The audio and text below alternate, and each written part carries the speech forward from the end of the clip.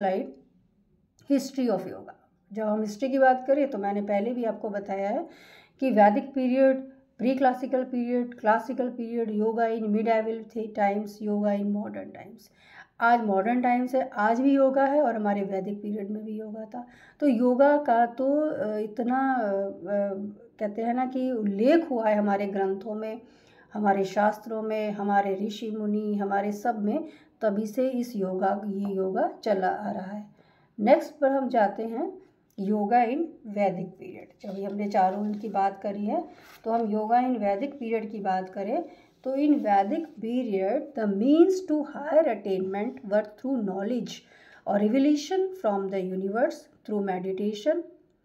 तो बिल्कुल सही है कि हम अगर बात करें कि वैदिक पीरियड में योगा का मीन्स उच्च उपलब्धि, कि जब हम बहुत सारी हम एक हायर लेवल पर पहुंच जाते हैं थ्रू नॉलेज, अपने ज्ञान के थ्रू, और कुछ ऐसे रहस्य खुल कर आते हैं यूनिवर्स के जो योगा के द्वारा ही हम अपने आप में महसूस करते हैं, फील करते हैं।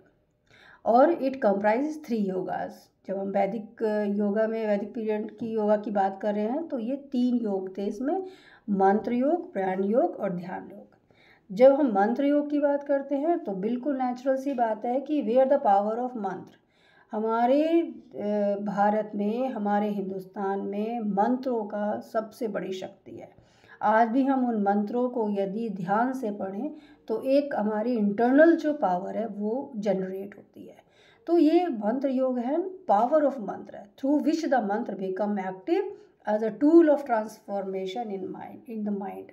तो कहने का मतलब हमारे मस्तिष्क में यदि बार बार ये एक टूल की भांति काम करता है। टूल यानी कि हम इसको हिंदी में कह देते हैं वेपन, औजार की तरह काम करता है कि मंत्र योग है, मंत्रों के द्वारा हमारे मस्तिष्क को एक सही दिशा मिलती है। तो एक बहुत बड़ा पावर है मंत्रों की। ये पावर जो है हमारे माइंड को चेंज करने का भी पावर रखती है। मंत्र योग ऐसा योग है कि जो हमारे माइंड, जो हमारी सोच है, जो उसको बदलने की शक्ति रखती है। फिर प्राण योग की बात करते हैं, through pranayama which energize the vital force. एक वाइटल फोर्स है, एक महत्वपूर्ण बल है। इस प्राणायाम की बात भी हम नेक्स्ट वीडियो में करेंगे क्योंकि प्राणायाम अपने आप में बहुत ज़्यादा वाइड है। ध्यान योग की बात करें तो द वर्ड धी वर्ड आप देख रहे हैं, मैंने इसमें लिखा है विच मीन्स बुद्धि। धी का मतलब है बुद्धि और intellect in the root is the root for the term dhyana और मेडिटेशन। जब ये मेडिटेशन वर्ड आ जाता है तो सब भी जानते हैं मेडिटेशन किसे कहते हैं, लेकिन मेडिटेशन किया कैसे जाता है, मेडिटेशन के क्या कॉन्सेप्ट है, मेडिटेशन के क्या स्टेप्स है, ये भी हम इस अपने कंटेंट में आगे जब हम जाएंगे तो बताएंगे। फिलहाल हम ध्यान योग की बात करें कि ध्यान वर्ड जो है धी से निकला है। तो dhi is the higher and interior portion of the mind.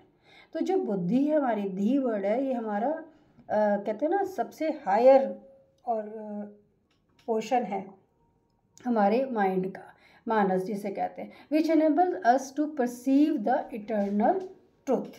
वो क्या करता है कि हमारे जो सत्य है उसको दिखाने की कोशिश करता है।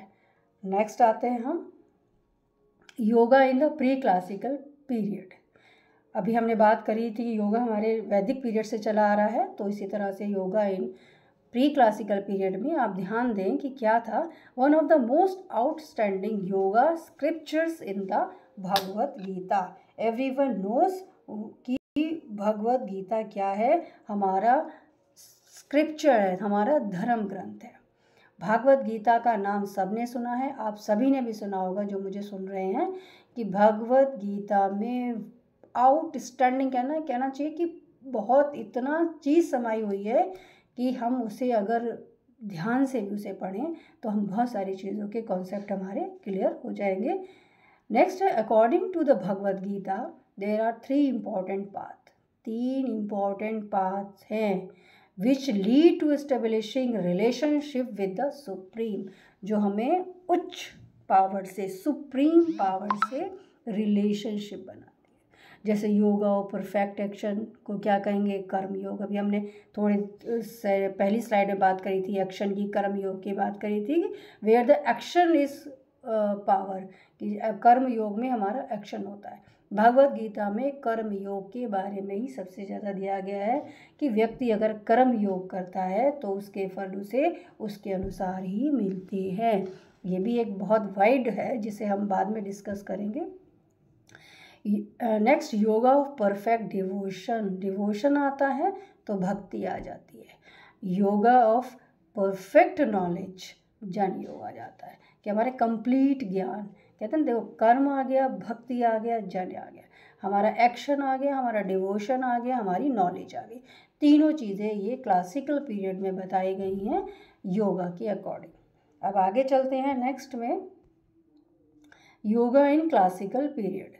अभी हमने उस बात करी थी प्री क्लासिकल की, अब क्लासिकल पीरियड की बात कर रहे हैं। तो क्लासिकल पीरियड में, during the classical period which is around 2nd century BCE, Patanjali उन्होंने लिखा, हु रोट योग सूत्र विच कंप्राइज 196 एफ्रोज में।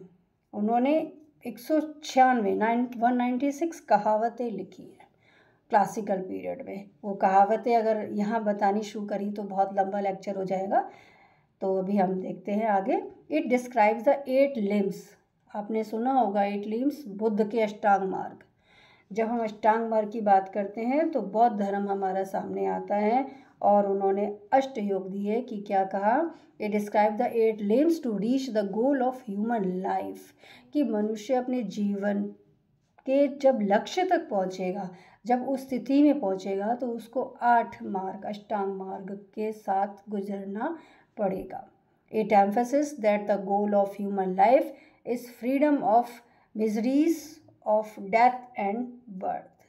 तो इस अष्टांग मार्ग में बौद्ध ने बताया है, महात्मा बुद्ध ने बताया कि जो व्यक्ति है वो मरने और जन्म और मृत्यु के दुख से फ्री हो जाएगा, उसको बताया है। अष्टांग मार्ग क्या थे हमारे, यम, नियम, आसन, प्राणायाम, प्रत्याहार, धारणा, ध्यान, समाधि। तो ये अष्टांग मार्ग के थ्रू हम मनुष्य जो है बहुत सारे दुखों से दूर जा सकता है। This is known as the yoga of will power of Rajayoga और अष्टांग योग। तो ये हमारा जो योगा है जिसे हम इस पे कह रहे हैं, तो राजयोग और अष्टांग योग का मिक्सचर है, नोन एज द योगा, हमारी विल पावर को स्ट्रॉन्ग करता है। अब नेक्स्ट आते हैं हम योगा इन मिडाइवल टाइम्स। तो ये थोड़ा सा ही लूँगी मैं, थोड़ा सा हिंट दूंगी आप। During 6th century AD, when the influence of Buddhism had declined,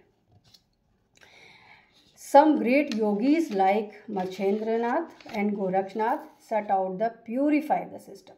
ये उस समय की बात है जब उनका प्रभाव स्वीकृत हो गया था, डिक्लाइन हो गया था।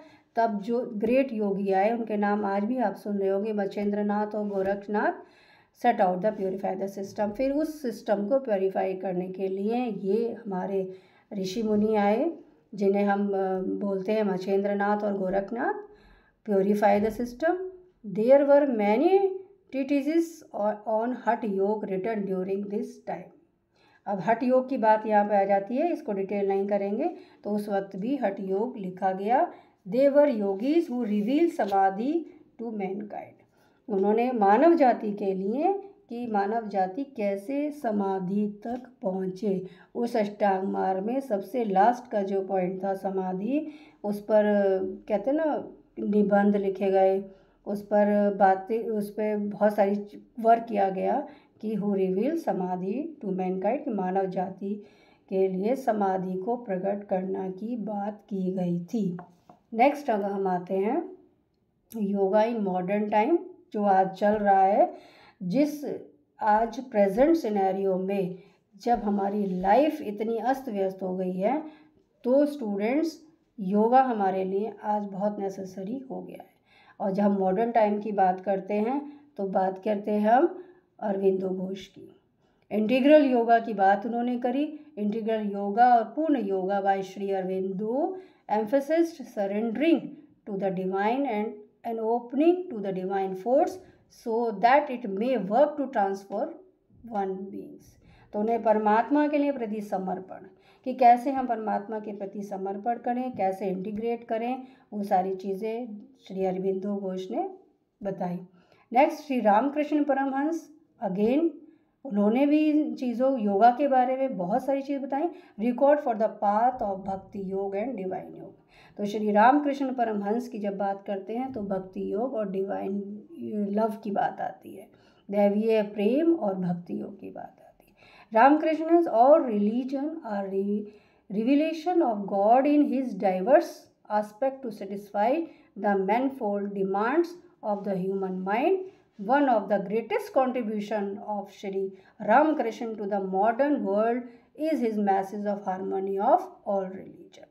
तो ये हम आज के प्रेजेंट सिनेरियो में रामकृष्ण का पढ़ते हैं। उन्होंने सभी धर्मों के लिए एक हारमोनी का बात करी और एक योगा की बात करी।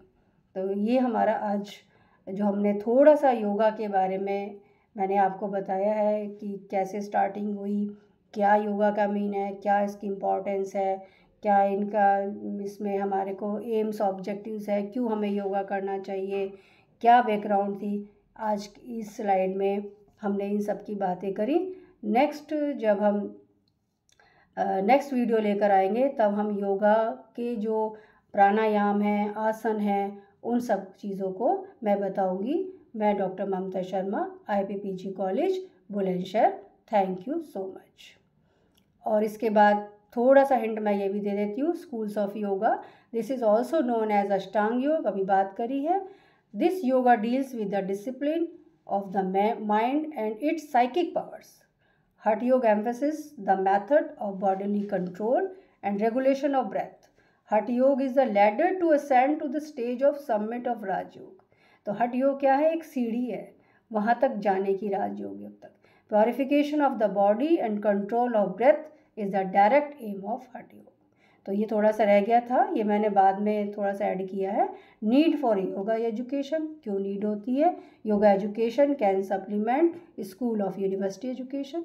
It can prepare the student physically and mentally for the integration of their physical, mental and spiritual faculties so that the students can become healthier, saner and more integrated members of the society and of the nation। तो ये सारी चीज़ें क्या है कि एक आज के विद्यार्थियों के लिए बहुत ज़रूरी है। Yoga education helps in self discipline. देखो ये बताया है कि yoga education self discipline, self control leading to immense amount of awareness, concentration and higher level of consciousness। Yoga हमें पावर देती है सब करने में। बेनिफिट्स, गुड हेल्थ होगी हमारी, मेंटल हाइजीन होगा, इमोशनल स्टेबिलिटी होगी, इनकलकेट मोरल वैल्यूज़ होगी, higher level of consciousness, inner peace. तो ये बेनिफिट्स ऑफ योगा थे, ये मैंने बाद में स्लाइड अटैच करी हैं। तो thank you so much. Next video में अब आगे इन सब से आगे कहते हैं ना, ब्रॉड में हर चीज़ हमें सारी पता होनी चाहिए। तो योगा के जो आगे प्रोसेस है वो मैं आगे वाली स्लाइड में बताऊंगी। Thank you so much.